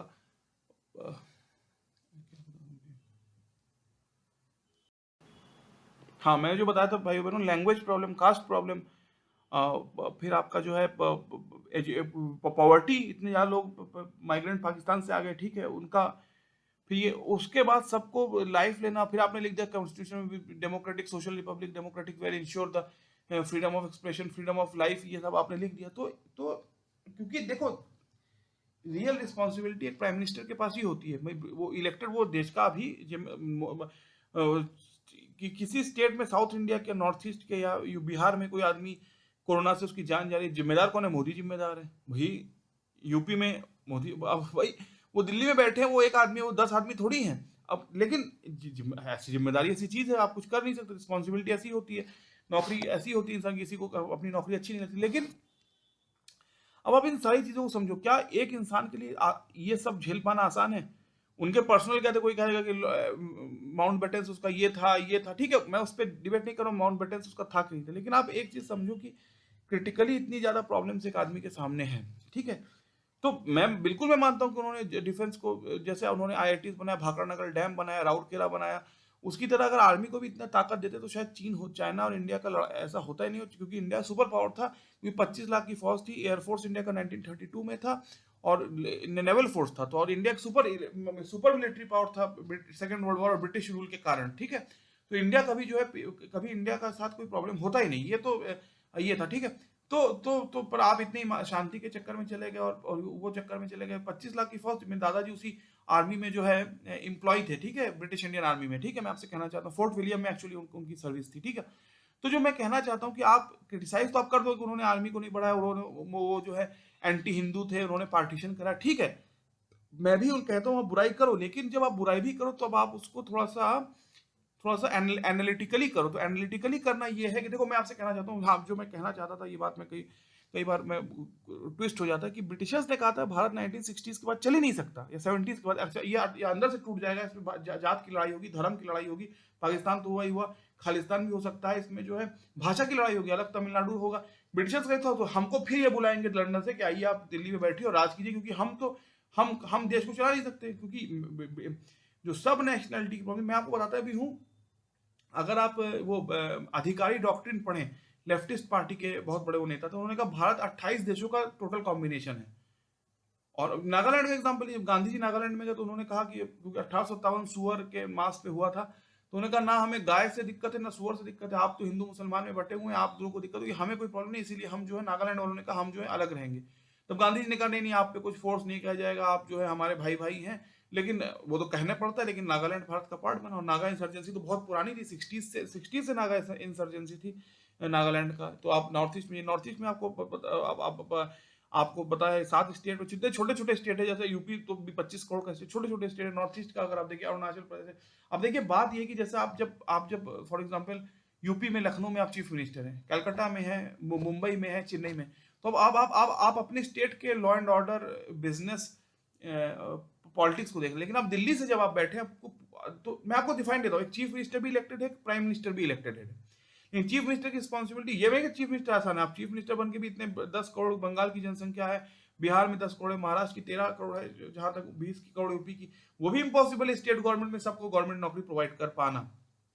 लेकिन जो मैं कहना चाहता हूँ, लेकिन जो चीफ मिनिस्टर है उसकी उसकी जो उसका जो रिस्पॉन्सिबिलिटी थोड़ी सी डिफाइंड है। जैसे कि लॉ एंड ऑर्डर है, पुलिस है, स्टेट है, ये है, सीधा आर्मी का उसका नहीं है। लेकिन जो प्राइम मिनिस्टर है उसका तो external affair, Kashmir, China, atomic weapon, सब चीज का प्रेशर उसके ऊपर है। तो सोचिए, और फिर कोरोना हो गया, अगर इंटरनल तो एक थ्रेट है ही कि इंटरनल कोई गरीबी से मर रहा है, कोई आत्महत्या कर रहा है, लेकिन अगर हमने आर्मी और अपनी एटॉमिक पावर को वीक किया तो शायद वेस्टर्न साइड से या वेस्टर्न तरफ से इंडिया पे हमला हो जाए। तो कहते हैं ना कि वो कमलेश पुरी कहते हैं उससे अनिल कपूर जी से कि बड़ी बड़ी बातें कर, तो ये कांटो भरा था जिसमें आके बैठो तो सोच में आया कितने लोग एजुकेटेड हुए, कितने लोग की गरीबी गई। ये नायक फिल्म का डायलॉग था, या कितने लोग महान बने, कितने लोग पिज्जा खा रहे हैं। ये मैं आपसे कहना चाहता हूँ। तो इसी के लिए आज, इसी कारण आज बहुत आवश्यक है समझना कि नेहरू जी को क्रिटिसाइज करना आप कीजिए, मुझे उसमें कोई उनको कोई डिफरेंट नहीं। मेरे तो फैमिली वाले, हम लोग बैरकपुर के फोर्ट विलियम से दादाजी थे, तो वहां तो पार्टीशन हुआ बंगाल का, और पंजाब का, तो नेहरू और गांधी को विलन समझा गया पूरे इंडिया में, गांधी जी की हत्या हुई इसी कारण से। लेकिन आप अगर, ये तो एक जोश में आके होश खो के कहने वाले, लेकिन आप रियलिस्टिकली इमेजिन कीजिए कि जिस देश में कम्युनिस्ट पार्टी के अधिकारी जी कह रहे हैं 28 सब नेशनलिटी है इंडिया में, 28 क्या 30 सब स्टेट्स है इंडिया में, ये है, ठीक है, ठीक है। हर स्टेट का आदमी, हर हर जो एक प्रोविंस, हर कोस में बदले पानी, हर 3 कोस पे बाणी, हर स्टेट का आदमी समझता है कि दूसरा वाला जो है मुझ पे आके राज करना चाहता है, ठीक है, या हर स्टेट का। और ब्रिटिशर्स ने, लॉर्ड वेबल ने महात्मा गांधी से कहा, ये तो कोई, the idea of India is as silly as the idea of equator, because as a equator can not have, what is the relation between a Tamil and a Punjabi, Marathi and a Manipuri, they are different people, so they can not be a one nation. तो ये, और पाकिस्तान टूटा, USSR, Russia टूट गया, आपको USSR कहते थे उसको, ताशकंद पहले यूएसएसआर का पार्ट था। तो ये सब नेशनैलिटी जो है बहुत ही खतरनाक चीज है, ठीक है। उसके बाद वो छोड़िए, गरीबी पे आइए, आप देखिए ना, अब श्रीलंका के देखिए क्या हुआ अभी कुछ दिन पहले, अफगानिस्तान पे तालिबान ने कब्जा हो गया, बांग्लादेश देखिए उठ रहा था, ये हो गया, पाकिस्तान पे तो देखिए उसका एटम बम है, अमेरिका को उसको उसको क्या चमचागिरी करनी पड़ती है, एटॉमिक पावर है, पता नहीं क्या होगा उसके। हाँ, तो इंडिया तो ये सब अपने सर्वाइवल के लिए लड़ाई लड़ रहे हैं, श्रीलंका, पाकिस्तान, बांग्लादेश, सॉरी श्रीलंका, गलत मैंने कहा, श्रीलंका, पाकिस्तान और अफगानिस्तान, ठीक है, अब सही कर रहा हूँ, सही, मैं सही वर्ड है, श्रीलंका, पाकिस्तान, बांग्लादेश, ठीक है, सॉरी, श्रीलंका, पाकिस्तान, अफगानिस्तान, ये सही शब्दावली है, ठीक है, ठीक है। तो हमारे जो पड़ोसी हैं वो अपने सर्वाइवल की लड़ाई करो, हम आज, चाहे पराग अग्रवाल ट्विटर का हेड हो, चाहे हेड हो, चाहे सुंदर पिचाई हो, चाहे वो, तो एक हमारे बगल में है जो कि अपने सर्वाइवल के लिए लड़ाई लड़ रहे हैं, जिसमें कोई कहीं पर ओसामा बिन लादेन पाया जाता है, कहीं पर आतंकवादी गुट होता है, वर्ल्ड का सबसे डिफिकल्ट, डेंजरस और टेररिस्ट कंट्री का, तो एक है जो गूगल को लीड कर रहा है। तो ये क्यों है? तो इसका कारण सबसे बड़ा, मैंने और कई चीजें हैं, लेकिन आईआईटी सबसे बड़े कारण है।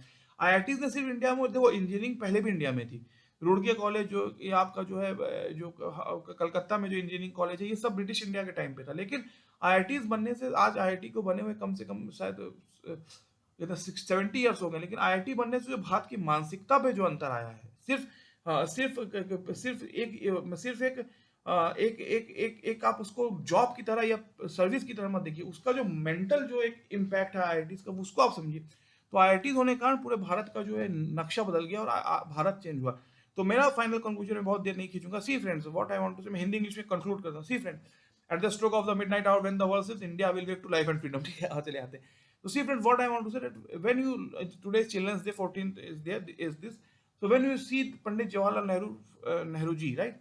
So I am saying that okay, he has made certain grave mistakes. One was the greatest mistake was of the army. right? The army, which is the most about 25 lakh army, that did not grew as per as it should have been, right? That is his most brutal mistake, right? Now he and Mahatma Gandhi were considered to be the partition accepted, who accepted the dividation of India, right? That is also true. Gandhiji was assassinated, but when he became on the seat of prime minister, then at least 1.7 crore people left their house in India, Pakistan. 30 lakh people were killed. Muslim actors who were like my teacher were had to change the names. Dilip Kumar and Madhubala ji's time, right?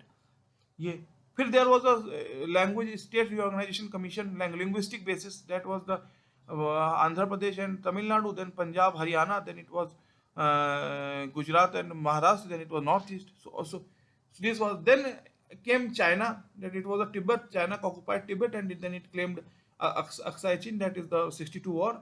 So with all of these things, and then leave it also 150 crore population, right, with 2% land and 4% water, 4% पानी और 2% land से का 150 करोड़ की जनसंख्या. जिस देश की मैं आपको एग्जांपल देता हूँ, जिस देश की संख्या अगर आप रशिया से कंपेयर करें सर 9-10 करोड़ होनी चाहिए, अमेरिका से कंपेयर करें तो अमेरिका की 33 करोड़, तो शायद 16-17-18 करोड़. चाइना तो सबसे इन्फ्लुएंट, उससे भी कंपेयर करें, चाइना का एरिया हमसे तिगुना ज्यादा है, तो भी 50 करोड़. 50 चाइना के हिसाब से 50 करोड़ के 150 करोड़ लोग रहते हैं इस देश में. लॉ ऑर्डर गवर्नेंस कैसे हो पाएगा? सबको सरकारी नौकरी कैसे मिले? यूपी में तो बेटवा क्या कर तो प्राइवेट में तो तुम इंसान नहीं हो, सीधा वो डिक्लेयर कर देंगे. तो इस देश में, और ये ब्रिटिशर्स ने इमेजिन किया कि 1965 और 70s में ये इंडिया के लीडर आएंगे हमारे पास, कहेंगे आप चलिए इंडिया, क्योंकि हम सब ये देश संभाल नहीं रहा है. ब्लू स्टार का एग्जांपल देख लीजिए, मिसेस गांधी ने तो हाथ खड़े कर दिए, अब कुछ हो ही नहीं, वहां कुछ हो ही नहीं सकता. ठीक है, तो ये चीजें हुई. ठीक है, तो और सबसे बड़े दो प्राइम मिनिस्टर मैं एग्जांपल देता हूँ. ब्लू स्टार के रेस्पॉन्स में मिसेस गांधी का हत्या हुआ, और श्रीलंका में जो हुआ उसके लिए राजीव गांधी का, तो India Sri Lanka peace keeping force. तो मेरा कहने का अर्थ ये है कि इतनी ज्यादा जहाँ सब नेशनैलिटी, इतनी गरीबी जहाँ है कि भाई पहले हम लोग खाना राइस मंगवाना पड़ता था यूएसए से, और जो है पानी, और ये आपका जो ये क्या नाम था, एक बार ये हालत थी हमारी. ठीक है, और हमको वो कहते थे कि स्नेक चार्मर, सपेरा चलाने वाला देश हम लोग, वो इंग्लैंड में थर्ड वर्ल्ड कहा जाता था इस जोन को.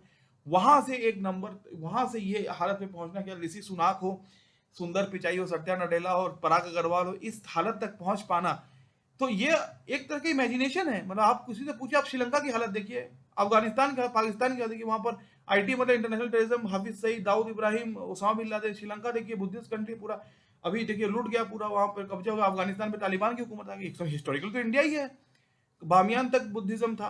आपका जो है पाकिस्तान तो चलिए उसमें तक्षशिला है, ये पूरा. श्रीलंका में अशोक के बेटे महेंद्र और संघमित्रा का वो है, पूरा तो इंडिया, ये सब तो इंडिया ही. मतलब उत्तरम या समुद्र से दक्षिणम चाहे हिमाद्रीचा, जिसके उत्तर में समुद्र है, जिसके उत्तर में हिमालय, जिसके दक्षिण में समुद्र. इस हिसाब से Indonesia, India, Bangladesh, Nepal, Bhutan, Sri Lanka, Myanmar, Afghanistan, Pakistan सब इंडिया है. ठीक है, उत्तरम या समुद्र से दक्षिणम से हिमालय, ये विष्णु पुराण से ही आया है. ठीक है, तो ये तो नेहरू जी ने ब्लंडर किया, इसको कोई डिनाई नहीं कर सकता. लेकिन आप ये भी देखिए किस कंडीशन में उन्होंने जब कुर्सी पे आए. और अगर मैं आपको कहता हूं, अगर आइए सिर्फ पाकिस्तान की तरह हम फौज के, अमेरिका के पिछलगू बन जाते, ये बन जाते. इंडिया इसलिए आज इतना बड़ा, इतनी गरीबी है इस देश में, क्योंकि 150 करोड़ की जनसंख्या है, इतनी ज्यादा सब नेशनैलिटी है इस देश में. उसके बाद में ये आईटी, और आईटी का ये जो एक सुपर, जो हमारा एक आईटी मतलब इंफॉर्मेशन, नॉट इंफॉर्मेशन, टेक्नोक्रेट होने का जो हमारे ऊपर एक बहुत बड़ा एक चिन्ह है हमारे ऊपर. इसके कारण हम बच गए. जो हमारी सबसे बड़ी जो इकोनॉमिकल, जिसको अगर मैं इकोनॉमिक इस शब्द का इस्तेमाल करता हूँ, इकोनॉमिकल, जैसे मैं आपको एक बार एक लेक्चर बनाया था कि पंडित जवाहरलाल नेहरू और उसके समय क्या नाम, सुरेंद्र नाथ बनर्जी और मोतीलाल नेहरू के समय सब लॉयर बनते थे. जो भी रईस खानदान होते थे उस समय, वो अपने बेटे को लॉयर भेजे.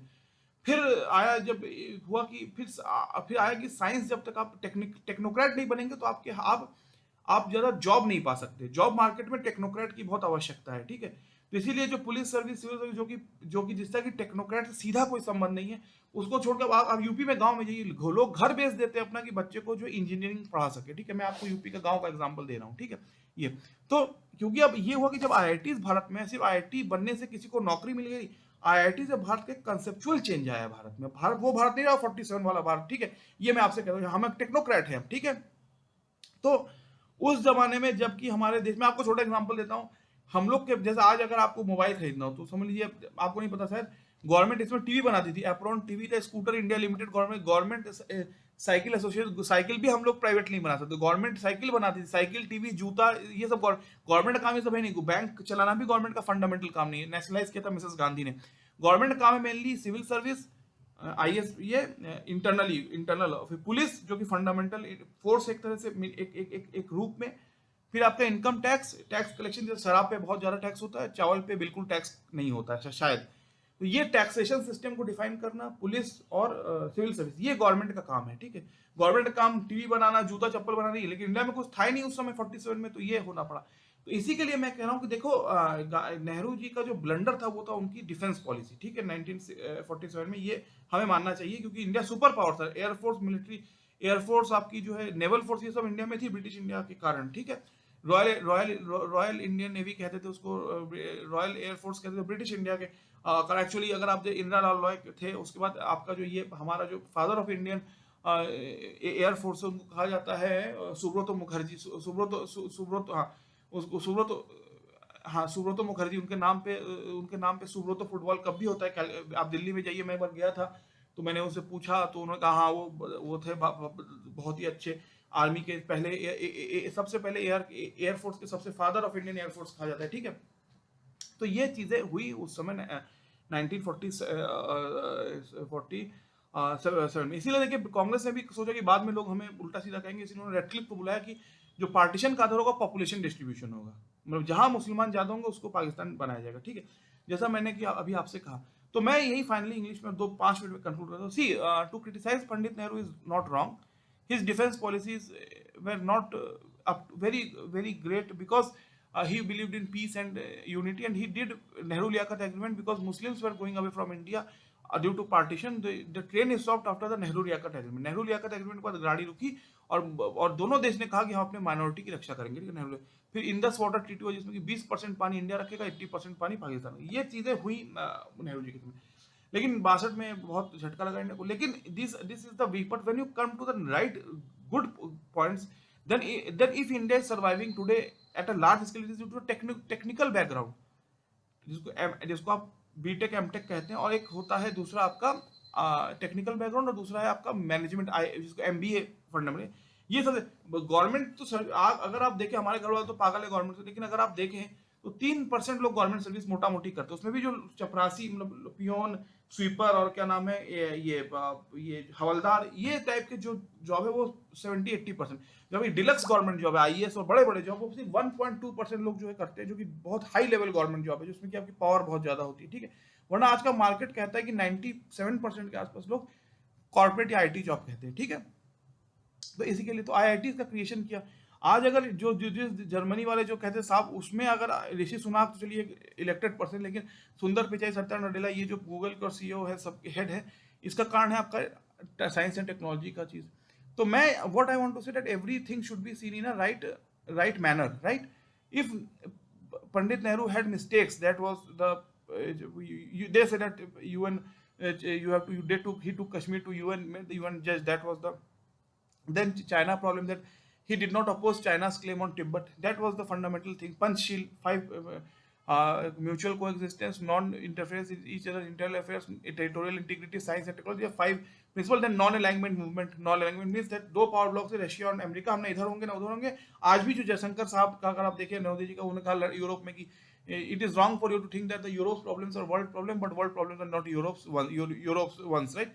मतलब ये यूरोप की गलत सोचे कि उनकी प्रॉब्लम वर्ल्ड की प्रॉब्लम, वर्ल्ड की प्रॉब्लम। भाई इंडिया की अपनी नीति है, इंडिया ना किसी के पिछलग्गू बन गया, रशिया या अमेरिका के चमचागिरी करके नहीं जी सकता। हमारी अपनी अपनी अपनी अपना जो है वजूद है, ये इंडिया ने समझा, इसको नॉन अलाइनमेंट का। तो अगर आप देखें तो science and technology, research and innovation, और इंडिया को टेक्नोक्रेट बनाना, ठीक है, इसके पीछे मुझे एकदम लॉजिकली मैं कहता हूँ नेहरू जी का रोल मानना पड़ेगा हमको। आईआईटी बनाना, राउरकेला बनाना, भाखड़ा नंगल बनाना, और क्या नाम है, ये बनाने में जो है ही was the very very key person. But at the same time the defence policy was very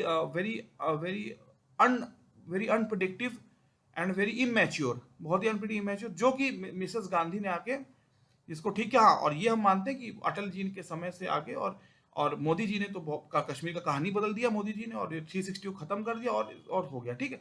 तो मैं यही कहना चाहता हूँ कि देखो देखो, किसी को क्रिटिसाइज करना ठीक है, कर सकते हो, लेकिन आप जब उसको गाली दे रहे हो, देखो उसके साथ प्रॉब्लम क्या, वो एक कुर्सी पे बैठा है जबकि 30 लाख लोग मरे हैं, 1.5 करोड़ लोग का घर बेघर हो गए, ठीक है। जब वो बैठे तो 49 में आता है स्टेट रिओर्गेनाइजेशन, तमिलनाडु और आंध्र अलग होता है, फिर महाराष्ट्र गुजरात अलग होता है, पंजाब का 3 भाग होता है, नॉर्थ ईस्ट में 7 भाग होते हैं, वो बाद में हुआ, चलिए। फिर आता है जाति का इशू की ब्राह्मण और नॉन ब्राह्मण, फिर आता है या अपर कास्ट और नॉन अपर कास्ट, ठीक है, जिसको कहते हैं, या जनरल कास्ट आता है। फिर आता है मंडल कमीशन 91, उसमें 49% रिजर्वेशन हो जाता है। देश आपका फिर टूट रहा है। जो नेहरू पटेल ने कहा था कि एक बार पाकिस्तान अलग हो गया, ठीक है, तो अब हम लोग सिक्योरली जी सकते हैं, क्योंकि अब मुस्लिम लीग का एक क्लेम खत्म होगा। तो ये जो आपने सोचा, तो ये तो अभी आउट ऑफ सिलेबस क्वेश्चन आया नहीं है। तो पहला क्वेश्चन था स्टेट रिओर्गेनाइजेशन, भाषा, लिंग्विस्टिक बेसिस। दूसरा था आपका जो है कास्ट बेस्ड रिजर्वेशन। तीसरा था आपका लैंग्वेज। चौथा था चाइना। अभी तो चाइना का जब ये हुआ ईस्टर्न साइड पे इंडिया, अभी तो कहते हैं ना कि googly in swinger out of syllabus problems या आउट ऑफ सिलेबस क्वेरीज आना शुरू हुई हैं। तो मैं यही कहता हूं कि देखो, जैसे कि अभी कोई मोदी करेगा वो तो कुछ नहीं करता। अरे भाई, 80 करोड़ लोग खाना खिलाया 1 साल तक, 150 करोड़ का इंजेक्शन बनाया, भाई पूछो। और दूसरे देशों में बिक जाते, श्रीलंका ऐसा करता, वो बिक जाता, पाकिस्तान बिक जाता अगर ऐसा करता, चाइना और उसका अमेरिका का साथ ना हो। जिसको आत्मनिर्भर भारत कहते हैं। तो इसके लिए मैं मानता हूं, अगर आप फंडामेंटली, चलिए मैं सब हटा देता हूं, एक पॉइंट पे आता हूं कि अगर आप फंडामेंटली देखिए, जो इंडिया टेक्नोक्रेट है उसमें अटल जी का भी हाथ है, मोदी जी ने अभी आईआईटीज को बहुत एक्सटेंड किया है, इंदिरा जी का भी बहुत बड़ा रोल था। लेकिन उसकी बिगिनिंग, जैसे हॉकी इंडिया में आया, आज बहुत अच्छा खेलते हैं, पाकिस्तान को चैंपियन बने, सचिन जो है ग्रेट क्रिकेटर है, लेकिन हॉकी की बिगिनिंग इंडिया में हुई है ध्यानचंद के लिए। वो भगवान है, और सब भक्त हो सकते हैं, भगवान ध्यानचंद है, ठीक है। जैसे जिमनास्ट को पहले लोग कहते थे कि वो नाचने गाने वाले हैं, ये सब है। दीपा कर्माकर जो 4th आई थी, she was the beginner of gymnastics in India, ठीक है। Netaji was the first person, मैं आज भी कहता हूँ, Netaji was the first person who after Guru Gobind Singh and Maharana Pratap and Maratha rule, that who armized, who militarized India. Netaji ने भारत को मिलिटराइज किया, एक इंडियन नेशनल आर्मी बनी। वरना जो ब्रिटिश इंडियन आर्मी कॉन्सेप्ट था, ये रेजिमेंट बेस्ड था। जैसे आपको बता, तो Jat regiment, Madras regiment, Maratha light infantry, Assam rifle, Rajput regiment, ये सारे उन्होंने कास्ट और ऐसे रेजिमेंट बनाए कि कभी एक ना हो पाए। इसको कहते हैं सर जोनाथन पील कमीशन। जब 1857 की लड़ाई हुई, तो उन्होंने कहा कि हम कहीं से एक जगह से आर्मी नहीं लेंगे, हम डिस्ट्रीब्यूट करके आर्मी लेंगे, ताकि, इसलिए पाकिस्तान का सबसे बड़ा इशू है कि उनकी जो आर्मी है वो पेशावर और पंजाब से है, बल्कि इंडिया की आर्मी बहुत डिवाइडेड है। अगर आप देखें तो 47 में 32% आर्मी पंजाब से थी, क्योंकि इंडिया में मद्रास रेजिमेंट है, राजपूत है, बिहार रेजिमेंट है, आपका जो है आसाम रेजिमेंट है, मंगल पांडे बंगाल रेजिमेंट के थे, लेकिन उसको फिर बाद में डिसबैंड किया गया शायद, ठीक है। तो इसी के कारण जो है पूरी तरह से जो है ये चीज डिफाइन होती है, ठीक है, भारतवर्ष के बारे में, ठीक है। So what I want to say that, see, Nehru may have made mistakes. Yes, he had made mistakes, but see the conditions in which he took the seat of prime minister, right? His fundamental problem was that the defense policy was very unsure in his time, but that is his greatest mistake, that the defense policies was not up to the mark. But if India is today a technocrat and if we are surviving as a nation, Britishers ने कहा था 1970 में, ये कहेंगे हम चलिए Delhi viceroy कर बनने, क्योंकि हम संभाल नहीं पा रहे देश को, ये देश टूटने वाला है भारत। तो वो ना करके अगर हम आज गूगल को और याहू को और क्या नाम है ट्विटर को लीड कर रहे हैं, तो उसका कारण आईआईटीज है। अब आईआईटीज में नेहरू वाज अ की प्लेयर। मैं सिर्फ नेहरू को ही नहीं मानता, उसमें बहुत पीसी महाबोलिस थे, बड़े बड़े और भी हमारे ग्रेट इंटेलेक्चुअल्स हैं जिन्होंने आईआईटीज को किया। लेकिन कहना, काम करे कमान, नाम जीते कप्तान। तो कप्तान तो वही थे, पंडित जवाहरलाल नेहरू, ठीक है। और फिर उसकी 2 बुक, डिस्कवरी ऑफ इंडिया और glimpses of the world history. तो मैं कहना चाहता हूं कि फाइनल कंक्लूजन कि Nehru's defence policy was very unsure in the beginning and it was not up to the mark, but India's technocrat and technical greatness is due to the IITs, whose one of the greatest person was Shri Jawaharlal Nehru. That is my, आज मैं इसलिए मना रहा हूँ क्योंकि आज 14 अगस्त है, उनका जन्मदिन है। तो हमारे घर वाले तो और बहुत लोग तो हम जिस एरिया में पहले, उनको पार्टीशन के लिए रिस्पॉन्सिबल मानते हैं नेहरू गांधी को, कि दोनों की बेबसी के कारण भारत का बंटवारा हुआ। लेकिन चलिए, अब कोई किसी का देहांत हो गया 1964 में। हमारे पूर्वज ये कहते थे कि जो आदमी अब दुनिया में नहीं रहा उसकी बुराई करना बहुत अच्छी बात नहीं है, और मैं रखता हूँ। और ये कहते हुए कि भारत की आज़ादी हुई, हम भी उस समय पैदा नहीं हुए थे, हमारे दादाजी थे, So at the stroke of the midnight hour, when the world sleeps, India will wake to life and freedom. The moment comes, but comes rarely in the history, when we wake up from the old to the new, when an age ends and when a nation long suppressed find an utterance. Thank you, thank you, thank you.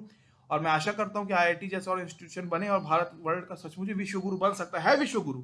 इतनी बड़ी आबादी है, देश टूटने सकता है। अंग्रेज ने कहा 60 में हम आएंगे फिर से भारत को एक करने संभालने, और फिर लेकिन वहां से गूगल का, माइक्रोसॉफ्ट का, याहू का और सारे इसका लंदन का प्राइम मिनिस्टर वो हमने दिया। ये बहुत बड़ा सौभाग्य है भारत का। और मैं मानता हूँ, लेकिन ये भी बात है कि देखो हमारे हिसाब से पटेल, नेताजी सुभाष चंद्र बोस, भगत सिंह और सरदार पटेल, अगर नेहरू जी कंपेयर करो तो वो भी ग्रेट सुपर हीरोज थे इंडिया के। और बाल गंगाधर तिलक और विपिन चंद्र पाल, अरविंदो घोष, ये सब तो थे ही थे। ठीक है, धन्यवाद धन्यवाद धन्यवाद। और आशा करता हूँ कि आपका दिन अच्छा हो और भारत आईआईटीज के पथ पे चलते हुए बहुत आगे बढ़े। Thank you.